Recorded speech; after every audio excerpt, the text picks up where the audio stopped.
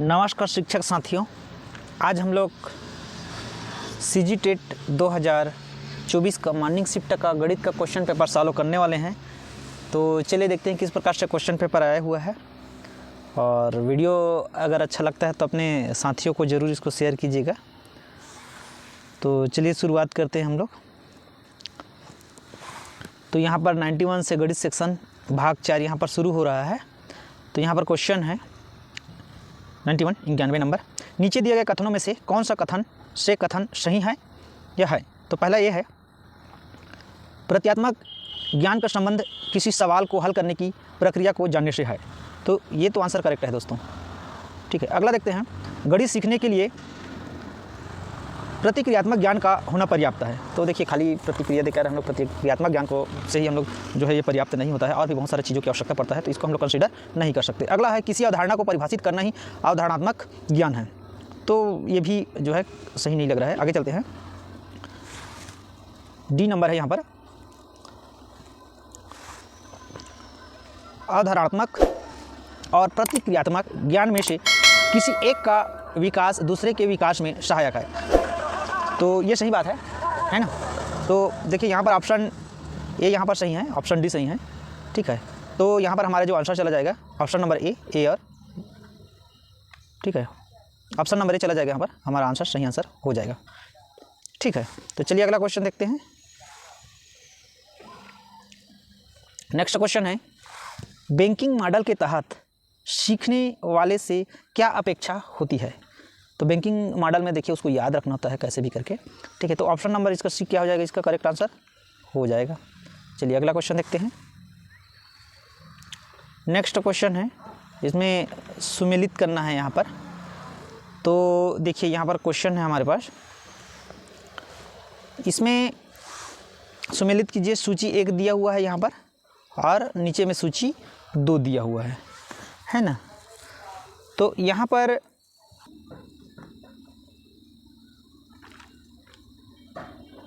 दोनों सूची दिया हुआ था। ठीक है, तो यहाँ पर आप लोग देख सकते हैं, बैंकिंग मॉडल जो है पढ़ी गई बातों को ठीक तरह से दोहराना है। तो ये इसका फर्स्ट है, पहला का थर्ड। रचनावादी मॉडल जो है, तो रचनावादी मॉडल जो है वो है सीखने प्रक्रिया को सक्रिय रूप से शामिल करता है, ऑप्शन ठीक है फर्स्ट है। प्रोग्रामिंग मॉडल जो होता है वो निर्देश जो श्रृंखला रहता है, ठीक है, उसका पालन करता है। और अभिगृह जो होता है किसी भी कथन को जिसे प्रायः बिना पढ़े सत्य माना जाता है। तो इस तरह से इसमें ऑप्शन नंबर 20 में मैच कर रहा है। तो ऑप्शन नंबर इसका बी करेक्ट आंसर हो जाएगा। ठीक है, तो चलिए अगला क्वेश्चन देखते हैं। अगला क्वेश्चन है 94 नंबर का, किसी गणितीय सवाल को हल करने के लिए एक विशेष क्रम में लागू की जाने वाली चरणों की श्रृंखला कहलाती है।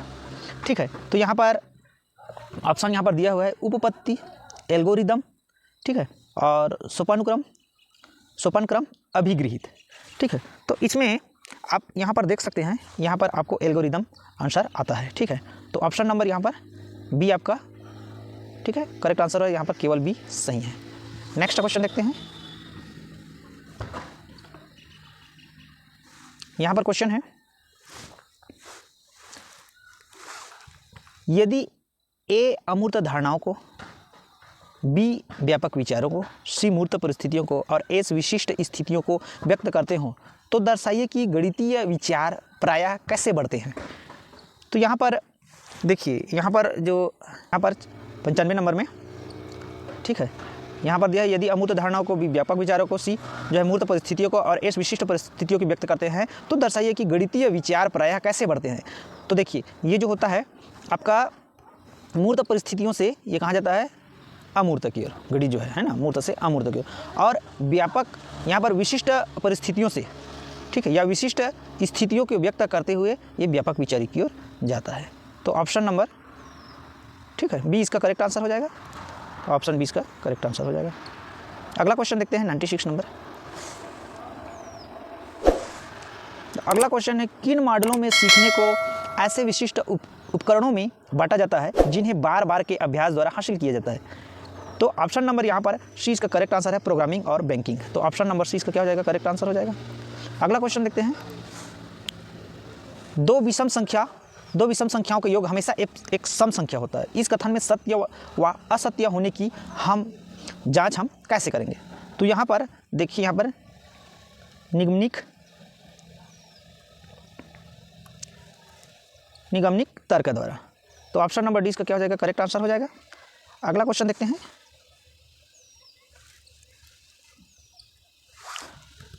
98 नंबर, मिलते जुलते बार बार होने वाले अनुभव के आधार पर नतीजों तक पहुंचने की तरीका को कहते हैं। तो आगमनिक तर्क, ऑप्शन नंबर बी इसका करेक्ट आंसर हो जाएगा, आगमनिक तर्क। अगला क्वेश्चन चलते हैं।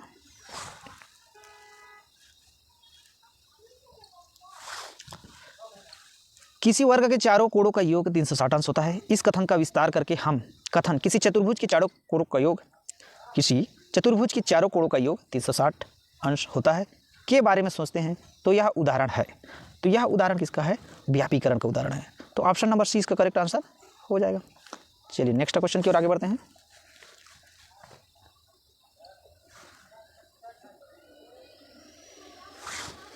यदि ए बी सी डी क्रमशः विशिष्टीकरण, व्यापीकरण, अनुमान लगाना और सिद्ध असिद्ध करने को प्रदर्शित करते हों तो चुनिए कि गणितीय तरीके से सोचने के दौरान हम किस मानसिक प्रक्रिया से गुजरते हैं। ठीक है, तो यहाँ पर ऑप्शन में आपको दे दिया है।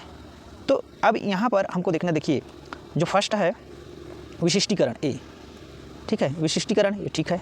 उसके बाद हम लोग है ना, यहाँ पर ऑप्शन दिया विशिष्टीकरण, व्यापीकरण, अनुमान लगाना और फिर उसके बाद आखिरी में, ठीक है, यहाँ पर सिद्ध करना दिया है। तो ये हो गया आपका ए, है ना। उसके बाद ये बी है, सी अनुमान लगाना है और डी सिद्ध करना है। ठीक है, तो यहाँ पर देखिए सबसे पहले हम लोग यहाँ पर विशिष्टीकरण, ठीक है, विशिष्टीकरण के बाद हम लोग जो है इसका, ठीक है, अनुमान लगाएंगे यहाँ से यहाँ, फिर उसके बाद इसका, ठीक है, सिद्ध करेंगे, है ना, और फिर ये व्यापीकरण। तो ऑप्शन नंबर ए इसका क्या हो जाएगा, इसका करेक्ट आंसर हो जाएगा। ठीक है, चलिए अगला क्वेश्चन देखते हैं। अगला क्वेश्चन है, रचनावादी कक्षा के संदर्भ में आकलन को कैसे देखा जाता है। तो फर्स्ट है, यह सीखने की प्रक्रिया को मार्गदर्शन देता है। ठीक है, तो ये तो सही बात है। यह दर्शाता है कि बच्चे ने क्या क्या गलत किया। ठीक है, ये जरूरी नहीं है। यह केवल सीखने की प्रतिफल की जांच करता है, ये भी जरूरी नहीं है। सीखने की प्रक्रिया का अनिवार्य हिस्सा है, तो ये तो रहेगा ही रहेगा, है ना। तो इस तरह से आपको आंसर नंबर यहाँ पर ए आपका करेक्ट हो जाएगा, केवल ए और डी। चलिए अगले क्वेश्चन बढ़ते हैं। यहाँ पर दिया है एक रचनावादी कक्षा की विशेषता है। तो रचनावादी कक्षा की क्या विशेषता है, यहाँ पर बच्चा शिक्षण का अच्छा ग्रहण करता होता है, तो ये जरूरी नहीं है। वह शिक्षक की बातों को ध्यानपूर्वक सुनता है, वह प्रश्न करके, ठीक है, वह प्रश्न करके अपने तर्क रखने के लिए स्वतंत्र है। तो देखिए रचनावादी में यहाँ पर तर्क आएगा ही आएगा। ठीक है, तो ऑप्शन नंबर यहाँ पर हमारा जो सी ऑप्शन हो रहा है, ठीक है, वो सही हो रहा है। ठीक है, तो ऑप्शन नंबर सी, ठीक है, उससे सिखाई गई गतिविधियों के अभ्यास पर्याप्त अवसर दिए गए हैं। तो यहाँ पर 4 ऑप्शन में ऑप्शन सी ही सटीक लग रहा है। ठीक है, तो ऑप्शन सी इसका करेक्ट आंसर चला जाएगा। चलिए नेक्स्ट, ठीक है, अब अगला क्वेश्चन देखते हैं। जोड़ की अवधारणा सिखाते समय सिद्धांत किस क्रम में आगे बढ़ा जाना चाहिए। तो देखिए इसमें सबसे पहले जो आपको आता है ना, क्योंकि जोड़ है तो इसमें देखिए क्या क्या दिया है, चित्र, ठोस, चित्र, प्रतीक, संख्या, प्रतीक। तो यहाँ पर जो सही आंसर है आपका ऑप्शन नंबर, ठीक है, डी हो जाएगा, ठोस, चित्र, चित्र, प्रतीक, उसके बाद संख्या। ठीक है, तो पहले ये, ठीक है, ठोस चीज़ दिखाएंगे, फिर उसके बाद चित्र दिखाएंगे प्लस का, उसका प्लस का जो है प्रतीक साइन जो है ऐसा होता है, फिर उसके बाद संख्या दिखाएंगे, फिर ऐड कर देंगे। चलिए अगला क्वेश्चन देखते हैं। 104 नंबर, गणितीय प्रश्नों को हल करने से किसी व्यक्ति की निम्नलिखित क्षमताएं बढ़ती है। तो इसमें अब क्या क्या बढ़ता है बताइए। ठीक है, तो सबसे पहले तो यहाँ पर देखते हैं ऑप्शन में, सुनिश्चित रूप से सोचने की क्षमता। ठीक है, ये तो सही है, जब हल करेंगे तो क्या क्या क्षमता बढ़ेगा। दूसरा है पैटर्नों और संबंधों को ढूंढने की क्षमता, ये भी ठीक है। तथ्यों को स्मृति में धारण करने की क्षमता, तो ये जरूरी नहीं है। तार्किक और क्रमबद्ध तरीके से सोचने की क्षमता, तो ये भी ठीक है। ठीक है, तो ये जो ऑप्शन आ रहा है हमारे पास, ऑप्शन नंबर डी इसका करेक्ट आंसर चला जाएगा। अगला क्वेश्चन देखते हैं भाई।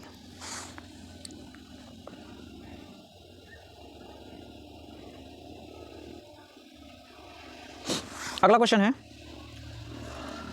देखिए, अभिकथन ए P किसी काम को 10 दिन में पूरा करता है जबकि Q उसी काम को 5 दिन में कर सकता है, ठीक है। तथा दोनों को समान मजदूरी दिया जाता है। यहाँ तक तो ठीक है ना, क्योंकि उसका भाई सामर्थ्य ज़्यादा, कार्य क्षमता ज़्यादा होगा, कुशल होगा वो। अब कारण है Q को आसान काम दिया गया है ना, Q को आसान काम दिया गया है। नीचे दिए गए विकल्प में से सही उत्तर चुनिए। अब देखिए भाई, ऐसा ज़रूरी नहीं है कि Q को जो है आपको आसान काम दिया गया हो, है ना। तो ऊपर का तो ठीक है, तो इसमें कौन सा कथन सही आ रहा है? ये सत्य है, परंतु जो उसका कारण है, ठीक है, उसका जो कारण है यहाँ पर वो असत्य है। तो ऑप्शन नंबर यहाँ पर सी आपका क्या हो जाएगा? करेक्ट आंसर चला जाएगा। नेक्स्ट क्वेश्चन देखते हैं। अगला क्वेश्चन है, यहाँ पर रूट ऑफ है, अब इसको सॉल्व करना है।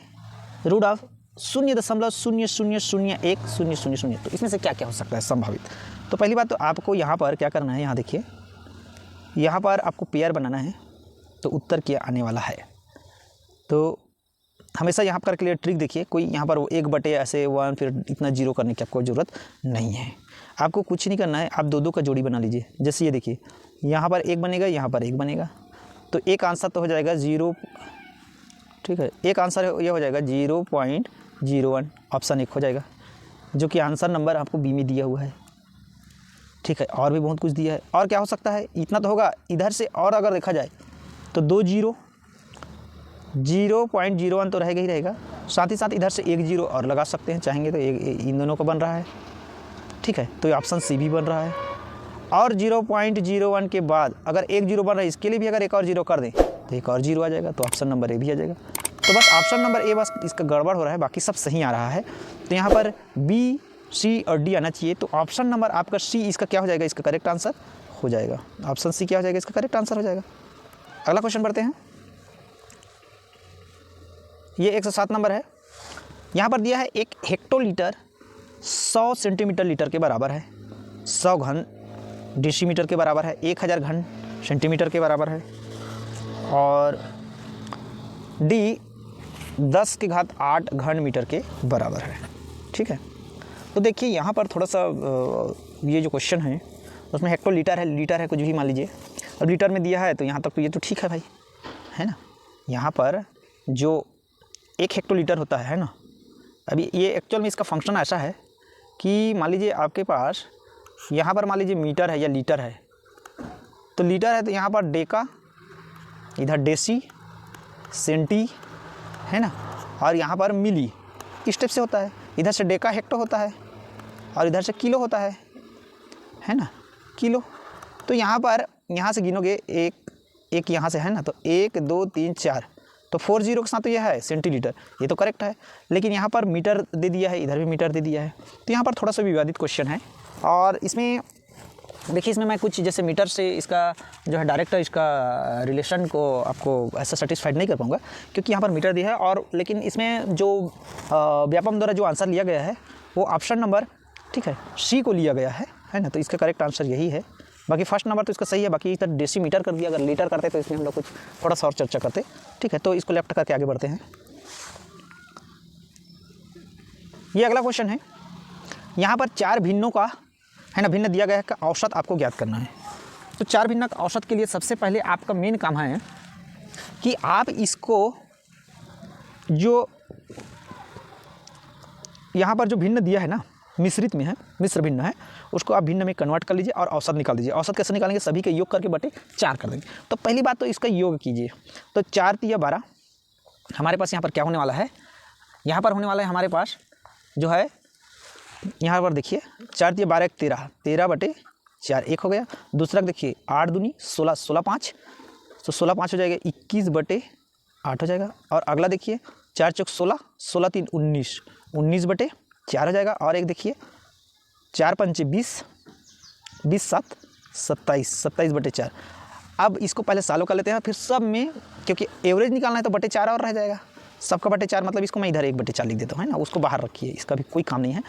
अब इसमें हम लोग देखते हैं लघुत्तम, तो सबका लघुत्तम तो 8 हो जाएगा, है ना, क्योंकि 8 ही बड़ा है। तो ये हो जाएगा 13 दूनी 26, और ये हो जाएगा 21, ये हो जाएगा 19 दूनी 38, और ये हो जाएगा 27 दूनी 54। ये आपका हो जाएगा, ठीक ना। अब यहाँ पर हम लोग क्या कर सकते हैं, ये सबको हम लोग जोड़ना है और जोड़ने के बाद इसको क्या करेंगे 8 चौक 32 है ना, तो नीचे तो 32 आ जाएगा, ऊपर से जोड़ देंगे तो इसको जोड़ दीजिए 4 8 है ना, 8 4 12 13 13 6 19 19 का 9 है ना, हासिल 1 5 3 8 8 9 10 10 2 12 12 1 13 की 3 हासिल 1 है ना, तो ये हो जाएगा 139 और 8 चौक 32। अब देखिए उत्तर में तो 2 बार यहाँ पर 32 भी आया है, यहाँ भी 32 आया है। अब देखिए यहाँ पर 32 है ना, अब यहाँ पर ऑप्शन देखिए 32 चौक, तो 32 चौक यहाँ पर है ना, यहाँ पर भी 32 चौक है, यहाँ पे 32 चौक, केवल आपको शेष को बस समझना है। तो शेष को समझने में देखिए 32 से ये कटना चाहिए है ना, तो 32 गुणा 4 करते हैं पहले, तो 32 गुणा 4 4 दूनी 8 4 3 12 128 होगा, और इसमें हमको 139 लाना है, तो इसमें हम लोग 11 जोड़ देंगे, कितना जोड़ देंगे 11, तो 139 आ जाएगा। तो कहने का मतलब ये हो जाएगा है ना, 4 पूर्णांक में ये हो जाएगा 32, 4 से 11 बटे 32 है ना, तो ये ऑप्शन नंबर इसका डी करेक्ट आंसर हो जाएगा है ना, 4 पूर्णांक 11 बटे 32। तो अगला देखते हैं अब नेक्स्ट क्वेश्चन, यहाँ पर है 0.72 प्रतिशत में बदलना है। तो इसके लिए आप क्या कर सकते हो, जब किसी चीज़ को हम लोग परसेंटेज में चेंज करते हैं तो 7.2 है ना, यहाँ पर दिया है और प्रतिशत में बदलना है तो 100 का गुणा कर दीजिए, प्रतिशत लगा दीजिए। अब यहाँ पर 72 है, दशमलव की जगह में 1, बाकी 2 अंक है तो 2 अंक के लिए 00, यहाँ पर 100 कर दीजिए, 100 को कैंसिल हो जाएगा, तो यहाँ पर 72% आ जाएगा। ये तो ठीक है, इसको तो कोई भी जान जाएगा क्योंकि बहुत ही ईजी सवाल है ये है ना। ऑप्शन नंबर डी आपका क्या हो जाएगा, इसमें करेक्ट आंसर हो जाएगा। अगला क्वेश्चन देखते हैं, नेक्स्ट है, एक व्यक्ति ने 2 स्कूटी में प्रत्येक को 98,000 में बेचकर एक पर 15 रुपये का लाभ, दूसरे पर 15% की हानि उठाई, तो पूरे लेन देन में उसे कितने प्रतिशत का लाभ या हानि हुआ। देखिए यहाँ पर जब भी इस टाइप से क्वेश्चन आता है तो ये व्यापम का फेवरेट है, ऐसा क्वेश्चन हमेशा आपको मिलेगा ही मिलेगा। यहाँ पर इसको, यहाँ पर जो बेचा है इसको तो छोड़ ही दीजिए, इसका कोई मतलब नहीं है। यहाँ पर मैं एक फार्मूला बता रहा हूँ आपको, यहाँ पर दीजिए x y plus x into y upon 100%। यहाँ पर देखिए जहाँ लाभ हुआ है उसको प्लस लेंगे, और जहाँ ये देखिए यहाँ पर लाभ हुआ है तो यहाँ प्लस, और जहाँ पर हानि हुआ है वहाँ पर माइनस। तो आपका क्या करेंगे, यहाँ पर आपको यहाँ पर 15 लिखिए, फिर -15, ठीक है। तो यहाँ पर 15 गुणा यहाँ पर -15 कर दीजिए और डिवाइड बाई 100 कर दीजिए, तो भाई ये तो कैंसिल आउट हो जाएगा, यहीं से 0 हो जाएगा। और 15 गुणा 15 करते हैं तो 225 आता है, और चूंकि यहाँ पर माइनस है इसलिए माइनस आ जाएगा 100, तो ये हो जाएगा 2.25%। और निगेटिव आ रहा है इसलिए ये है ना हानि में आएगा, किस में आएगा, हानि। तो यहाँ पर आपको ऑप्शन देख सकते हैं, ऑप्शन नंबर ए यहाँ पर आ रहा है, ऑप्शन नंबर ए इसका आपका क्या हो जाएगा, करेक्ट आंसर हो जाएगा। चलिए अगला क्वेश्चन देखते हैं। नेक्स्ट क्वेश्चन है, यहाँ पर थोड़ा सा सुमेलित करने वाला है, और देखते हैं यहाँ पर किस टाइप से हम लोग करेंगे। तो आपके पास 2 स्तंभ दिया हुआ है, थोड़ा सा ऊपर कर लेता हूँ। अगर आपको एक मिल जाता है तो आपको पूरा मिल जाएगा है ना। तो यहाँ पर देखिए चाल बराबर दूरी बटे समय, यहाँ पर फर्स्ट है 20 घंटा में 1 किलोमीटर दूरी तय करने पर चाल। सबसे पहले तो आपको चाल आना चाहिए। चाल जो है, चाल बराबर होता है दूरी बटे समय, डिस्टेंस अपॉन टाइम। जब डिस्टेंस अपॉन टाइम करेंगे तो यहाँ पर हो जाएगा डिस्टेंस अपॉन टाइम। यहाँ पर देखिए ए इसका जो है दूरी है और ये बी उसका चाल है। तो ये ए जो है किस में जा रहा है, यहाँ पर दिख रहा है, ठीक है, ए बी में जा रहा है। ये क्या हो जाएगा, ये बी में गया, ठीक है। अगला में देखिए 1 मिल जा रहा है तो आपको सब लगभग मिल जाएगा, बी मीटर प्रति सेकंड। अब मीटर प्रति सेकंड को आप किस में बदलना है, आपको किलोमीटर प्रति घंटा बदलना है। तो किलोमीटर प्रति घंटा में करना रहता है, तो जब कोई भी संख्या रहता है, दिया रहता है, उसको हम लोग 18/5 से गुणा करते हैं और यहाँ पर किलोमीटर प्रति घंटा लिखते हैं। तो ऑप्शन नंबर यहाँ पर सी आ जाएगा, दूसरा के साथ सी। अब जब 2 चीज़ें आपको मिल गया है तो बाकी आपको ऐसी ही मिल जाएगा, समझ में आ रहा है ना। अब यहाँ पर देखिए समान दूरी ए किलोमीटर प्रति घंटा तथा बी किलोमीटर प्रति घंटा की चाल से औसत चाल का डायरेक्ट ये फार्मूला है 2ab upon a plus B, जो कि ऑप्शन नंबर सी। तो यहाँ पर देखिए पहला का बी, दूसरा का सी है ना, और तीसरा का यहाँ पर ए आया, तीसरा क्या आया, ए आया। तो इस टाइप से है ना इसका आंसर आ जाएगा। और जो आखिरी में बच गया चौथा है ना ए बी दूरी, तो दूरी बराबर होता है चाल गुणा समय, ए इंटू बी आ जाएगा, तो यहाँ पर बी आ जाएगा, ठीक है।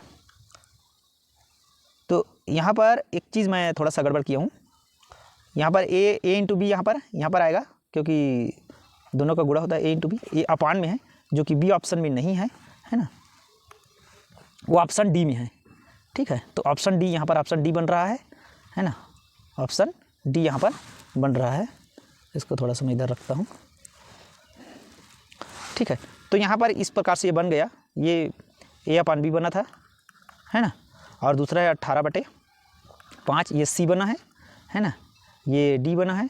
तो इस टाइप के ये ऑप्शन नंबर, ठीक है, इसमें आपको, ठीक है, सभी का उत्तर मिल गया है। तो ऑप्शन नंबर डी इसका करेक्ट आंसर चला जाएगा। इसको थोड़ा सा स्क्रॉल कर लेते हैं, है ना, जो कि पहला से, है ना, यहाँ से पहला का डी गया था। इस प्रकार से आप लोग कर सकते हैं। ये केवल फार्मूला है, एकदम इजी क्वेश्चन है, इसमें कोई प्रकार की परेशानी नहीं है। सीधा सीधा चाल बराबर दूरी बटे समय जिसको आता है वो यहाँ पर कुछ ना कुछ कर ही लेगा, तो किसी भी प्रकार की इसमें परेशानी नहीं जाने वाला है। ठीक है, चलिए अगला क्वेश्चन देखते हैं बिना लेट किए।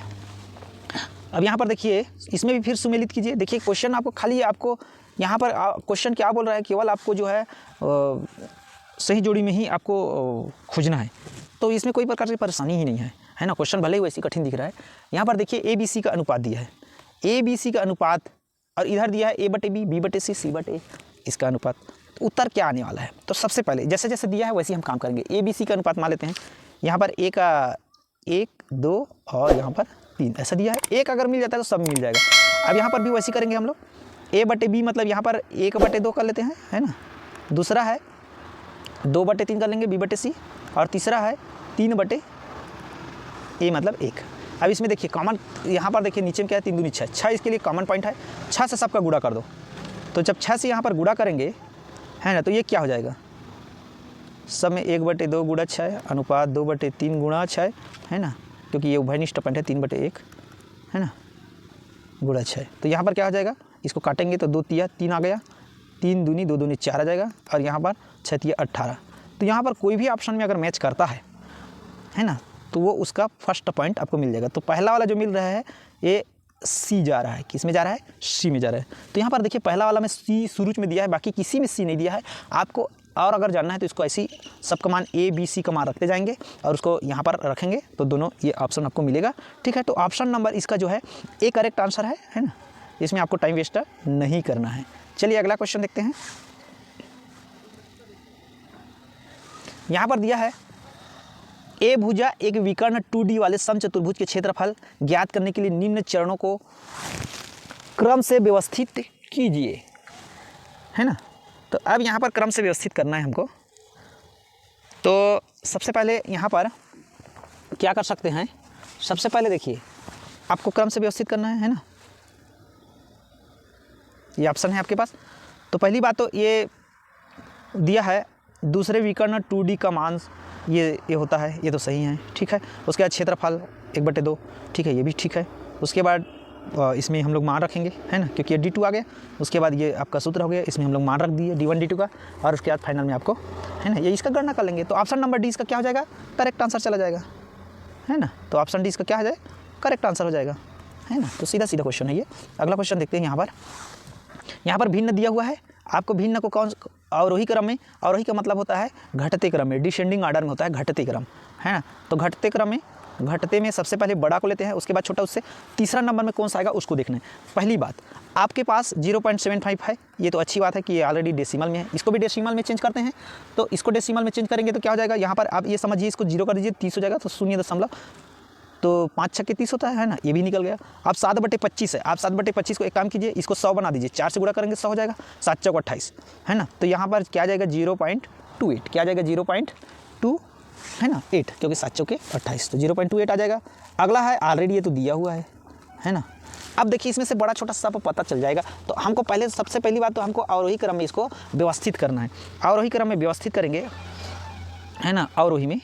तो अवरोही में व्यवस्थित करने के लिए, है ना, सबसे बड़ा क्या हो जाएगा, सबसे बड़ा कौन सा है 1.7। उसके बाद उससे बड़ा कौन सा है भाई 0.7 है। उससे बाद उससे छोटा 0.6 है। उसके बाद कौन सा है 0.28, ये आखिरी में आ रहा है। तो 0.6 जो आ रहा है वही सबसे छोटा है, और 0.6 जो किसका मान था, 3/5 का मान था, और 3/5 किस में दिया हुआ है, ऑप्शन नंबर ए में दिया हुआ है। तो ये इसका करेक्ट आंसर हो जाएगा, बस इतना ही था। चलिए नेक्स्ट क्वेश्चन देखते हैं। 15 नंबर है। यहाँ पर है यदि एक्स वाई, है ना, x × y बराबर x³ + y³ + 3xy in bracket x + y, तब 0, है ना, फिर मल्टीप्लाई 1, फिर मल्टीप्लाई 2। अब सबसे पहले हमको क्या करना है, हमको इन दोनों को लेना है। इसको ले लीजिए आप x, इसको ले लीजिए आप y, दो को अभी छोड़ दीजिए। जब इसमें हम लोग हल करेंगे तो x × y हमारे पास आएगा, है ना, इसका मान आ जाएगा, क्योंकि x का तो 0 ले रहे हो तो ये तो 0 हो जाएगा, y का इसको 1 ले रहे हो तो इसको आप लोग क्यूब कर लो, है ना। तो क्यूब करेंगे, 1 का क्यूब तो 1 ही आएगा। अब इसमें देखिए, इसमें तो भाई आप x 0 करोगे तो पूरा 0 हो जाएगा। तो कहने का मतलब यहाँ पर x 0 1 के साथ क्या आया, यहाँ पर आ गया है 1, इसको जोड़ने से क्या आएगा 1। अब 1 और 2 आया, 1 और 2 को हम क्या करेंगे, फिर से इसको x लेंगे और इसको y लेंगे। तो चलिए फिर इसको रखते हैं वापस। तो 1 का क्यूब मतलब 1, फिर y का क्यूब मतलब 2 का क्यूब कर दीजिए, फिर प्लस 3 1 और इसको क्या लिए हम लोग, ये 2 है ना। उसके बाद ये हो जाएगा 1 + 2, 1 2 का त्रिघात मतलब 8 और 3 दूनी 6 और ये हो जाएगा 3, तो 6 × 3 तो 9 + 9 दूनी 18 और ये हो जाएगा टोटल 27। बस इतना ही करना था और 27 इसमें ऑप्शन में दिया हुआ है, ऑप्शन सी हमारा करेक्ट आंसर चला जाएगा। ठीक है ना। अगला क्वेश्चन देखते हैं यहाँ पर। नेक्स्ट है 16 नंबर का क्वेश्चन है, इसको देखते हैं कैसे कर सकते हैं हम लोग। ये भी फार्मूला बेस्ड दिया क्वेश्चन दिया है। हमको ये पता है, सबको पता है कि जो फार्मूला होता है ना, दो संख्याओं का गुणा जो होता है ना, उन संख्या का लघुत्तम और उसके महत्तम के बराबर होता है। अब इस टाइप से ऑप्शन में आप देख लीजिए, मिल जाएगा, वही करेक्ट आंसर है। तो ये देखिए, ये दो संख्या भी है, तो इसका आंसर जो है ऑप्शन नंबर सी आपको दिख रहा है करेक्ट आंसर। सीधा सीधा फार्मूला है, इसमें किसी भी प्रकार के कोई एक्सक्यूजेस नहीं है, सीधा सीधा आप आंसर को जो है टच कीजिए, हो गया आपका आंसर। अगला क्वेश्चन देखिए यहाँ पर। नेक्स्ट क्वेश्चन है 117 नंबर, टाइम कैलकुलेटर है ना, में दिनों डी, घंटों एच, मिनटों एम एवं सेकंड्स एस का योग ज्ञात करने के लिए निम्न में से निम्न चरणों को व्यवस्थित कीजिए। अब हमको क्या करना है, चरणों को व्यवस्थित करना है। तो यहाँ पर देखिए ऑप्शन दिया हुआ है, क्या क्या ऑप्शन दिया है आपके पास। ए कैलकुलेटर को ऐड प्लस को प्रविष्टित करें, बी पुनः डी एच एम एवं एस के मानों को कैलकुलेटर में प्रविष्टित करें, सी कैलकुलेटर के कैलकुलेट फलन को प्रविष्ट करें और डी है डी एच एम एवं एस को कैलकुलेटर में प्रविष्ट करें। ठीक है, तो इसके लिए हमको हमारा ऑप्शन नंबर यहाँ पर सी यहाँ पर करेक्ट आंसर हो जाएगा, है ना। हमारा क्या हो जाएगा, ये सी करेक्ट आंसर हो जाएगा। पहले हम लोग है ना डी एम एस को क्या करेंगे, डी एच एम एस को प्रविष्ट करेंगे, फिर कैलकुलेटर में ऐड बटन प्रेस करेंगे, फिर उसको डी एच एम एस को क्या करेंगे, कैलकुलेट प्रविष्ट करेंगे और फिर कैलकुलेटर के कैलकुलेट फंक्शन को प्रविष्ट करेंगे। तो ये आपका आंसर नंबर सी जो है करेक्ट आंसर चला जाएगा। चलिए अगला क्वेश्चन देखते हैं। यहाँ पर है, एक घनाभ के आयतन ज्ञात करने के लिए निम्न चरणों को व्यवस्थित कीजिए, फिर उसी टाइप का आंसर है ना। तो यहाँ पर देखिए ऑप्शन दिया हुआ है, ए घनाभ का आयतन v बराबर एल बी एच, ये तो होता ही है, सब जान रहे हैं, l into b into h ज्ञात करें। तीसरा है घनाभ की लंबाई एल बी तथा ऊंचाई एच ज्ञात करें और एल बी एच का मान रखें। तो यहाँ पर देखिए क्या क्या होने वाला है यहाँ पर। तो सबसे पहले जो है हम सबसे पहले क्या करेंगे, यहाँ पर घनाभ की लंबाई चौड़ाई और जो है ऊंचाई को है ना ज्ञात करेंगे। उसके बाद जो है एल बी एच का मान रखेंगे, उसके बाद जो है एल बी एच ज्ञात करेंगे, है ना, और ये लास्ट में ये ज्ञात हो जाएगा। तो ऑप्शन नंबर जो है इसका ए जो है इसका करेक्ट आंसर हो जाएगा। ठीक है, चलिए अगला क्वेश्चन देखते हैं। 119 नंबर का क्वेश्चन है यहाँ पर, बहुत ही बेहतरीन क्वेश्चन है, सुंदर क्वेश्चन है और ऐसा क्वेश्चन को तो सभी को आना चाहिए। यहाँ पर दिया है संख्या 5 3 7 6 8 2 में 7 का स्थानीय मान और जाति मान का अंतर। स्थानीय मान मतलब उसका स्थान का मान होता है, यहाँ पर स्थानीय मान 7 का है, देखिए 7, बाकी को 0 कीजिए तो 3 0 आ जाएगा। और जाति मान जो होता है 7 का पूछा है तो 7 ही रहेगा, 5 का पूछता तो 5 रहता है ना। इसमें कुछ नहीं करना रहता है, दोनों को आप माइनस कर दीजिए और घटा दीजिए। तो यहाँ पर 10 में से 7 गए तो 3 हासिल 1, यहाँ पर 9 फिर हासिल फिर 9 और ये हो जाएगा 6, 6993 नंबर। ऑप्शन नंबर आपको सी में नज़र आ रहा होगा। तो ये ऑप्शन सी आपका क्या हो जाएगा, ठीक है, करेक्ट आंसर हो जाएगा, जो कि केवल यहाँ पर है ना ऑप्शन नंबर सी सही जा रहा है। यहाँ पर देखिए केवल सी दिया है, बाकी कुछ ऑप्शन सबका अलग अलग ऑप्शन है। तो यहाँ पर ऑप्शन नंबर ए आपका करेक्ट आंसर हो जाएगा, क्योंकि विकल्प से हमको बताना है ना, ये तो ऑप्शन था। ठीक है, तो ये ऑप्शन केवल जो है ए करेक्ट आंसर हो जाएगा। अगला लास्ट क्वेश्चन है, देखिए कितने समय में रुपये 600 का साधारण ब्याज 6% वार्षिक ब्याज से रुपये 360 हो जाएगा। बहुत ही प्यारा सवाल है, सिंपल सा सवाल है। सबसे पहले आपको क्या क्या दिए है आप देख लीजिए। आपको मूलधन है, आपके पास मूलधन दिया है 600 रुपये, है ना, और इसका ब्याज है दर है 6% और आपको वार्षिक है ना, समय पूछा है, टाइम पूछा है, वर्ष पूछा है, वर्ष ऑफ और टाइम पता नहीं है, और यहाँ पर एस भी है, यहाँ पर 360 रुपये। हमको टाइम चाहिए, तो देखिए हमको ये पता होता है कि ए सही बराबर होता है मूलधन गुणित दर, है ना। इसको मूलधन बना लेते हैं, इसको दर बना लेते हैं, इसको समय और इतना के बटे में 100। तो यहाँ पर हमको समय चाहिए, समय, तो समय बराबर ए सही इंटू 100 हो जाएगा और डिवाइड बाई मूलधन और इसका दर, तो बस इसी में रख दीजिए, तब हमको टाइम निकल जाएगा। तो यहाँ पर ए सही हमको 360 रुपये है और गुणित 100 कीजिए और यहाँ पर 600 मूलधन है और दर इसका 6 है, 00 काट दीजिए, उसके बाद 6 छक्का 36 है ना, तो ये 60 हो जाएगा, फिर 6 बचा है ना, तो 6 छक्का है ना, 6 कम 6 दाम 60, तो टाइम निकल जाएगा यहाँ पर, है ना, 10 साल। ये बहुत ही, तो इसमें क्वेश्चन जो है थोड़ा सा लेंदी आया था लेकिन बढ़िया सरल था और निश्चित रूप से ये जो आपको सॉल्यूशन है जो है कुछ ना कुछ दे के जाएगा, है ना।